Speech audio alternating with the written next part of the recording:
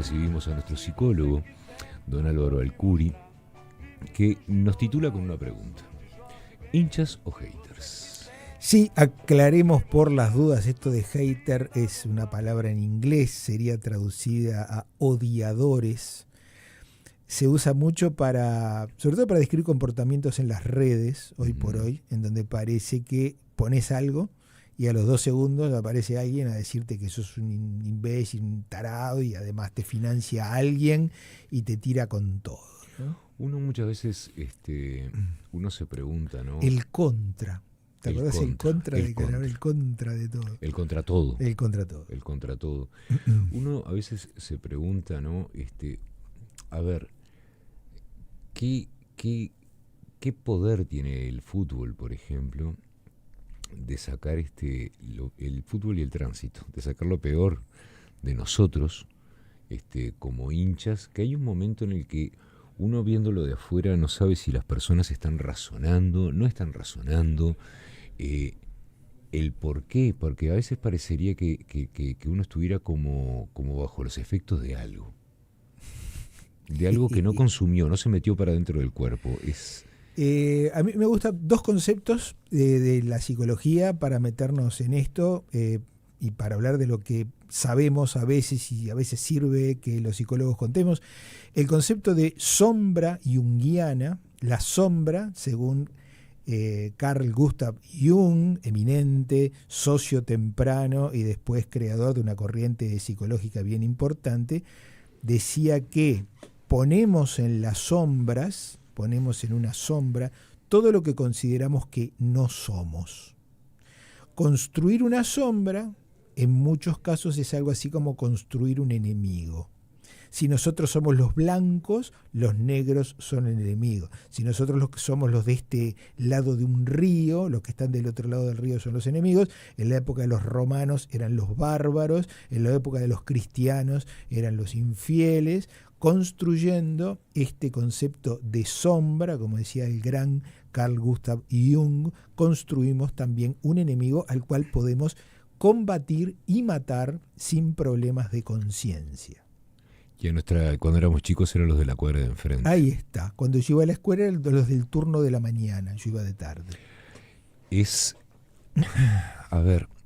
Así de absurda muchas veces es la sombra también. Hay que decir. Sí, pero uno a veces trata de pensar qué pasa con el desarrollo de los individuos. ¿Por qué tenemos esa necesidad de crear un enemigo? ¿Por qué tenemos esa necesidad de tener que estar en contra de?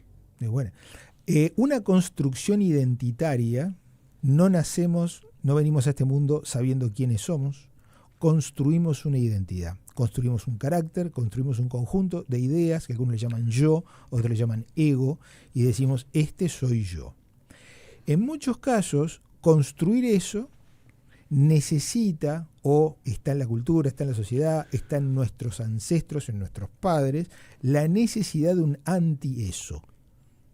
Así como me construyo a mí con un montón de ideas, conceptos, etcétera, construyo la sombra junguiana, ese que es todo lo que yo no soy. Y en muchos casos en esa construcción viene con es un poco menos que imperioso, es lo que hicimos toda la vida en esta cultura, en esta civilización, en los hinchas de tal cuadro, combatir a los que teóricamente, supuestamente, desde esa construcción son los que no son como nosotros. La sombra es ese enemigo construido desde que empezamos a construir una identidad. En nuestra identidad ya viene de fábrica los que no son como nosotros y hay que combatir.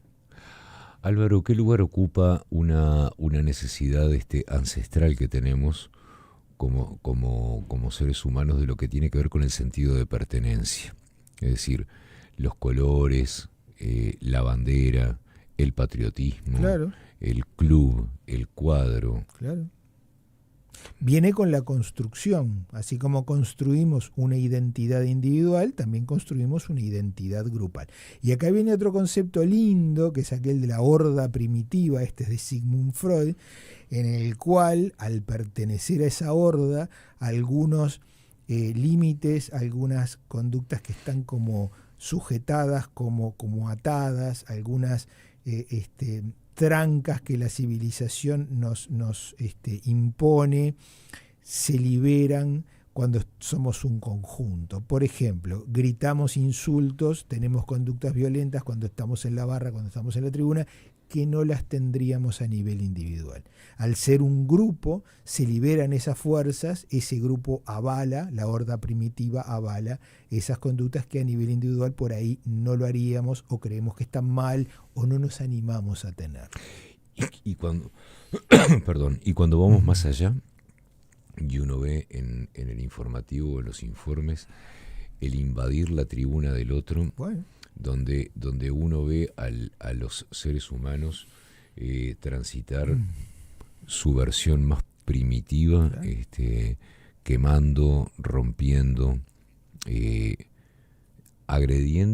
además agrediendo sin tener en cuenta las consecuencias en ningún momento. O sea, o las tenés en cuenta y no te importa nada, o el formar parte de ese grupo, de ese sentido de pertenencia, te puede llegar a jugarte la conciencia y la libertad como individuo. Pero en ese momento no estás pensando en nada de eso, no sos un ser racional, se libera ese salvaje que todos somos en algún lugar de nuestro psiquismo y de nuestro desarrollo. Recordemos, ningún niño viene educado a este mundo, somos pequeños, salvajes y no lógicos racionales. Todo eso se aprende. Ahora, para muchos, en el proceso de aprendizaje, en el proceso de individuación, adquirimos un carácter, adquirimos una identidad. Y junto con esa identidad adquirida vienen ciertos permisos, ciertas contraseñas, ciertos símbolos, ciertos liderazgos, y acá por ahí contesto también la otra pregunta de a quién le conviene, en donde bajo determinadas circunstancias vos te transformás en una especie de salvaje que ataca a la otra tribu. Y eso está permitido en determinado contexto, bajo determinadas circunstancias, luciendo la camiseta de mi cuadro, barra de mi patria, y mis banderas, y yo qué sé, y los cantos guerreros me permiten, ahí me libero y puedo atacar sin sentimiento de culpa al otro. El otro es el enemigo, el otro es el que no es como yo. Esto está bastante estudiado, Cairo. El tema es cuánta voluntad tenemos en empezar a tratar de controlar estos fenómenos grupales, estos fenómenos sociales. Muchas veces es muy difícil porque también a nivel directriz o a nivel de autoridades están estas identidades grupales. Los otros son los malos, siempre los otros son los malos, nosotros somos los buenos, ellos nos provocan, nosotros no hicimos nada. Entonces con esta especie de ceguera parcial veo solamente lo malo en el otro, no veo lo malo en mí, no veo esa violencia, no veo ese salvajismo, no veo esas conductas desbordadas en nosotros, las veo en el otro. Entonces es así muy difícil, porque esas conductas también las tenemos nosotros. ¿Cómo convive todo esto con un mundo moderno como el que estamos viviendo? Creo que estamos en nuestra etapa de mayor, entre comillas, modernidad.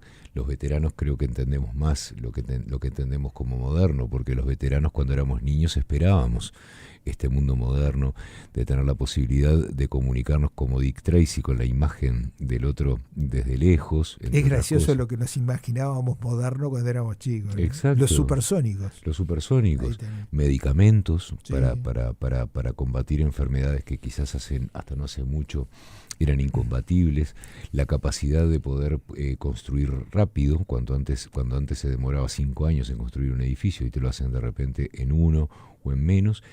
Y todo eso es como que no va de la mano con las actitudes que no pocos tenemos cuando formamos parte de una patota. De la horda primitiva. Exacto. ¿Cómo convive eso? O del pogo de los redonditos.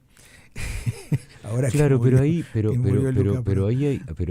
hay un sentido de pertenencia, por lo menos yo lo veo así, que está circunscripto a una filosofía que de pronto no busca por lo menos no destruir lo que pasa por fuera de esa cúpula de fanatismo y estética que se forma. Siento yo, capaz que estoy equivocado, que eso queda de la cúpula para adentro.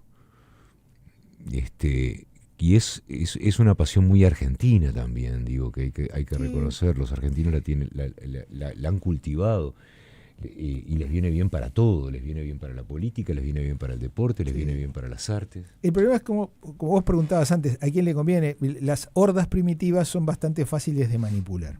Ese es el tema. Entonces, vos tenés un movimiento que por ahí puede parecer legítimo, yo que sé, el fanatismo por un cuadro de fútbol, o por un músico, o por alguna figura destacada, pero después los liderazgos astutamente se aprovechan de esas patotas o de esos grupos de gente para usarlos para otros fines, como por ejemplo, yo que sé, la política, el amedrentamiento, la mafia, yo que sé, ir a cobrarle a uno que te debe plata, cosa por el estilo, o traficar droga. Entonces, esas masas, esos grupos, son manipulables y son fogoneables. Cuando vos decís, bueno, ¿a quién le conviene que en un partido de fútbol haya incidentes? Teóricamente a nadie, porque hay heridos, porque la gente la corren del fútbol, yo qué sé, o porque nadie quiere ir a las canchas, al final de cuentas es un mal negocio. Pero si hablas con los dirigentes, decís, ¿cómo hago si yo tengo 30, 40 o 100 tipos que donde yo les diga que vamos a convivir pacíficamente con los del otro cuadro, no sé, me prenden fuego la sede del cuadro? Entonces es muy difícil. Sí, yo no sé qué es más barato, que te prendan fuego la sede del cuadro o pagar las sedes que se van, por las que te multan cada vez que hay la cuenta capaz que es mucho más beneficioso que te quemen una vez la sede tuya. Yo no podría decir cuál es la cuenta porque lo veo de afuera. Sí, yo también. Y probablemente a personas pacíficas y que no tenemos ningún interés en fogonear estas cosas no resulta ilógico. Pero en general, desde las guerras grandes con tanques y con misiles hasta las guerras chiquititas entre patotas, seguramente alguna ganancia hay por detrás de esos enfrentamientos, eso seguro. ¿Se puede decir que hoy en día en el mundo que estamos viviendo la rebeldía descansa en no ser un hater, por ejemplo? Es buena. Es buena, sí, me parece que sí. Las tecnologías estas de la comunicación ponen todo también en términos binarios, otra cosa que quería un poco recordar. Lo que publicamos es todo blanco-negro, entonces para que una publicación tenga muchos likes, que es lo que está buscando todo el mundo que publica algo en las redes, muchos me gusta, y bueno, que no me y que la reproducción de mi artículo se multiplique, tenés que plantear cosas muy extremas, ¿no? Muy a favor, muy en contra. Entonces un desarrollo con matices, esto no es ni tan bueno ni tan malo, en los medios de comunicación, lamentablemente, que estamos utilizando hoy en día, eso tiene menos repercusión. Entonces, al buscar repercusión fácil y rápida en estos medios que utilizamos, todo se plantea más en términos blanco-negro, o sea, en términos confrontativos. O estás conmigo o estás en contra mí. Sí, en realidad a la hora de buscar atención va a pesar mucho más que un tipo con Alzheimer destrozó un local en un shopping, que decir que encontraron la cura del Alzheimer, hablando de noticias falsas, ¿no? Claro, o que es necesaria una actitud en el medio para combatir la violencia, bueno, se tomamos medidas educativas, o bueno, están teniendo éxito determinadas políticas que están teniendo determinados clubes o determinados políticos para bajar la violencia, para que convivamos más en paz. No suena así esas cosas dramáticas, esas cosas extremas que en las redes provocan que te lo miren más o que te pongan like, por supuesto. Ser hincha es un sinónimo. Por ejemplo, hincha, militante, yo qué sé, parte de formar parte de un grupo que está identificado, como pasa de repente con los grupos criminales, por ejemplo. Hay grandes grupos criminales que tienen sus colores, que tienen su identificación, que toman sus acciones. Como las barras bravas, tal cual. Sí. No debería ser sinónimo. De hecho, buena parte de estos temas aparece en el consultorio cuando algún padre preocupado, algún hijo terminó entreverado en una trifulca y el padre dice terminó preso, terminó con un hueso roto, porque mirá lo que se metió y yo no le eduqué para esto, y cómo puede ser que yendo al estadio, yendo a la cancha, yo pensaba que no pasaba nada, que era un conjunto de amigos, en fin, de grupo, que no pasaba nada, que era pacífico. terminan involucrados en cosas tan extremas. Bueno, justamente porque ahí esos bordes, esos límites se confundieron, ¿no? Pertenecer a este grupo es hacer determinadas cosas extremas. Aunque vos a priori digas no las voy a hacer, el grupo, la horda primitiva, te arrastra a eso. Si no, no perteneces. Y en estos grupos también la identidad es muy importante. O sos o no sos. Por eso van todos con la camiseta, el que no va con la camiseta guarda. Y ni que hablar, el que viene con la camiseta de otro cuadro y se equivocó de tribuna. Álvaro, si nosotros revisamos la historia de la, no de la humanidad, sino de la sociedad, han habido picos de esto que después han bajado, es decir, es circular, estamos de repente ahora o llegando a la cúspide de todo esto y después habrá una bajada, o estamos recorriendo una plenillanura. En una perspectiva histórica, yo diría que no hay nada nuevo bajo el sol, Cairo. Lo que antes podías ver en una manifestación política o en una batalla eterna entre pueblos, por ejemplo, yo qué sé, en el Islam hay dos corrientes que están mortalmente enfrentadas en guerra y en conflicto desde la época de la sucesión de los califas cuando Mahoma murió, o sea que tiene más de 1000 años ese conflicto es eterno, y ellos no son como nosotros y nosotros no somos como ellos, y los cuadros de fútbol tienen más o menos 120 años, y hay rivalidades que tienen 100 años entre los cuadros de fútbol, más o menos. No resulta sorprendente una rivalidad. El tema es cómo educamos para que estas rivalidades no sean rivalidades y no sean guerras desatadas. En una rivalidad yo te gano a vos, vos me ganas a mí, y esto debería ser lo que tendríamos que educar, y no nos vamos a matar. En una guerra, ganar es matar al otro, suprimirlo es eliminarlo, es borrarlo de la faz del planeta. Bueno, es lo que muchas veces eso se borronea. Yo diría que a veces exprofeso se borronea, lamentable. Así como se puede educar para que la rivalidad no se transforme en guerra, otros deseducan en el sentido opuesto. A mí siempre me llama la atención. Y no son personajes misteriosos, puede ser el papá, puede ser el tío, ¿no? Sí, no está clarísimo. A veces uno se pregunta, uno tiene muchas cuentas para pasarle a la actividad política aquí en el Uruguay, la dinámica de la política, los estilos de política, y sin embargo hemos tenido ejemplos de grandeza por parte de quienes han sido, algunos más, otros menos, grandes referentes de sus sectores políticos, donde yo no sé si en el mundo hay muchos ejemplos de esto que se ha vivido hace muy poquito aquí en el Uruguay, donde líderes políticos en las antípodas se han sentado en la misma mesa a filosofar y a buscar soluciones también para nuestra situación social. Sí. En ese sentido creo que somos ricos, millonarios y muy afortunados de tener esos modelos. Creo que esos modelos habría que refrescarlos un poco, porque por ahí eso que estás diciendo vos claramente es la época de la serie de la dictadura, los políticos proscriptos, los más perseguidos, no salieron con un mensaje de odio ni de revanchismo. Hace poco Sanguinetti, el Pepe, también. En la calle, juntos de alguna manera, no cada uno cada uno respetando sus ideas, defendiendo su ideología, pero de alguna manera mostrándose juntos. Si es posible eso del Pepe y Sanguinetti, ¿cómo no es posible que el presidente de los dos presidentes de los cuadros más grandes de fútbol vayan juntos a algún lado, ¿no? Se sienten mano a mano públicamente y insten a los seguidores de ambos lo que pasa que atrás de todo eso, hacer cosas juntos. Lo que pasa que atrás de todo eso seguramente hay cuestiones que nuestras mentes románticas no pueden entender. Bueno, y ahí están los intereses. Y hay otra cosa que también lo he dicho muchas veces y lo repito.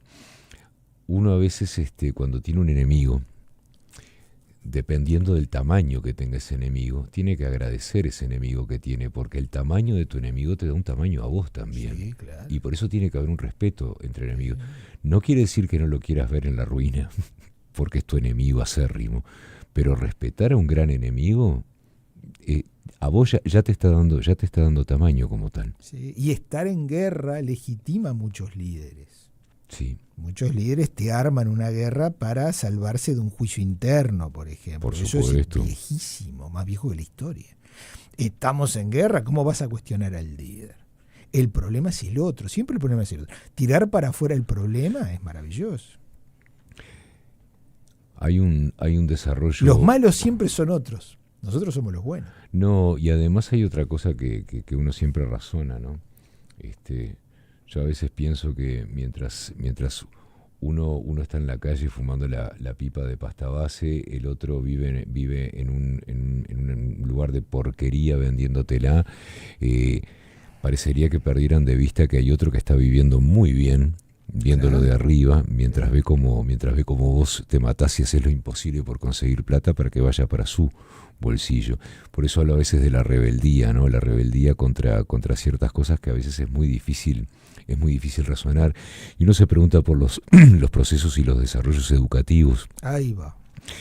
Que están tan sesgados muchas veces, ¿no? Y tan limitados. La escuela bareliana, otra maravilla, lo que hacía era intentar igualar y poner en la misma línea de partida a todos los chiquilines por igual. La moña blanca, la moña azul, la túnica blanca, el uniforme igual para todos, yo qué sé, que fuera laica, que no hubiera sesgos políticos o religiosos en la escuela. Intentaba generar esa especie de sentimiento de hermandad, sentimiento de unidad, somos parte de, podemos convivir. Son principios muy fuertes y muy establecidos en Uruguay, ¿no? Hay que ver si la educación sigue logrando ese resultado igualador, ese resultado de convivencia pacífica que arranca desde la niñez. Me da la impresión de que la escuela que tenemos hoy, el liceo que tenemos hoy, no consigue eso en la sociedad. No, la sociedad está violenta, la sociedad está agresiva, parece todos contra todos. Bueno, lo que pasa es que ya de por sí es agresivo el estado en el que están muchos de estos lugares, ¿no? O sea, vos vas a estudiar a un lugar que está vandalizado por dentro y por fuera también, ¿no? Y eso ya es agresivo, eso ya es violencia. Y que hay otros chiquilines que van a un colegio que es pago, que hay muchas diferencias económicas, y esa diferencia económica, por más que vos te esfuerces en el área de la educación pública para mitigarlas, hay enormes diferencias con los otros chiquilines que van a educación paga, en fin, que tienen otro confort, otras comodidades. Y eso está muy patente en la sociedad. Hay algunos que están muy lejos de los otros. Cuando más lejos nos sentimos unos de otros, eso funciona para legitimar la violencia. Con el que está lejos, con el que no lo conozco, con el que no es como yo, siempre es más fácil ser violento, ser agresivo, matarlo, romperlo, hacerle daño, que con el que es como yo. Me facilita muchísimo el daño, ¿no?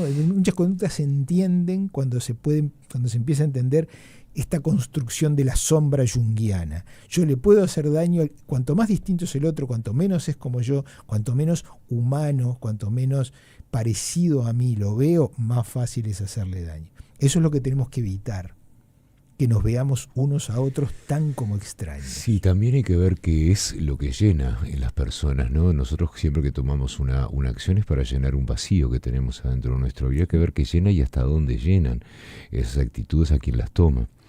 Porque es como todo, la energía que vos dirigís hacia un lugar que no te llena en nada, que lo único que hace es darte una satisfacción momentánea quizás, se puede redirigir hacia otro lado para poder lograr buenos resultados en vos mismo, ¿no? Porque creo que los primeros resultados son los individuales para después ir a lo colectivo. Pero a veces no es que me dé la sensación, está a la vista. La violencia es nuestra primera respuesta, nuestra primera reacción a todo. Y eso nos hace fuertes y respetados. Bueno, ahí está el esfuerzo educativo que estaría faltando.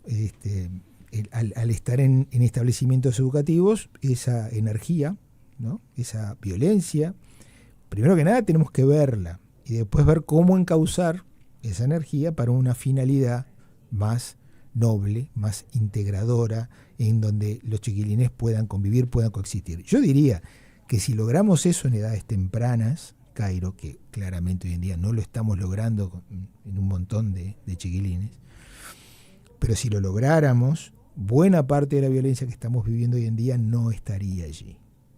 Pero estamos fallando en esa primera integración. Si los chiquinos se pueden integrar ni siquiera en edades tempranas, en edades escolares, a la sociedad, ya quedan afuera. El que está afuera le resulta mucho más fácil romper, destruir, insultar al que está adentro. Nosotros estamos afuera, los otros están adentro. A mí me gusta pensar, Álvaro, en que no todas las personas están en una misma bolsa. A mí me gusta pensar que de pronto, mientras nosotros estamos hablando de esto, hay personas adultas que hicieron todo lo que estuvo en sus manos para que de pronto sus hijos no fueran por un camino que están viendo, que están recorriendo.